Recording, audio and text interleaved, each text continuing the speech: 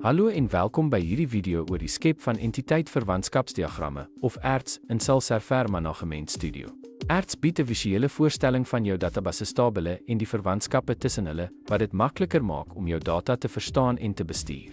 Vandag sal ons jou deur die proses lei om jou databasis in Sims oop te maak, tabelle by te voeg, primêre sleutels te stel, verwantskappe te definieer, beperkings te konfigureer en alles netjies te rangskik vir 'n duidelike, maklik om te lees diagram.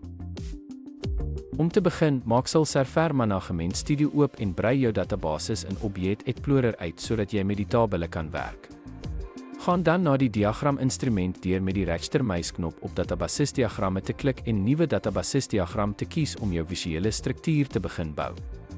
Voeg nou die tabelle by wat jy in jou diagram wil insluit deur hulle uit die verskafte lys te kies. Maak seker dat elke tabel 'n primêre sleutel het, aangesien dit noodsaaklik is om verhoudings tussen tabelle te definieer. Om verwantskappe te vestig, sleep eenvoudig die primêre sleutel van een tabel na die ooreenstemmende vreemde sleutel in 'n ander tabel. Gebruik die verhoudingseienskappe om beperkings te konfigureer en verwysingsintegriteit af te dwing, insluitend reëls soos kaskade opdatering of verwydering.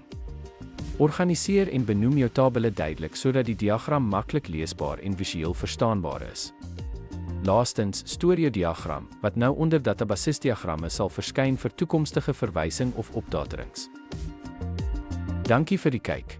Met Sims is die skep van 'n ERT eenvoudig. Jy kan tabelle visueel byvoeg, verwantskappe vestig en beperkings afdwing om data-integriteit te handhaaf. Die gevolglike diagram gee jou 'n duidelike oorsig van jou databasestruktuur, wat jou help om te verstaan hoe jou data georganiseer en gekoppel is, en toekomstige opdaterings of onderhoud baie makliker maak.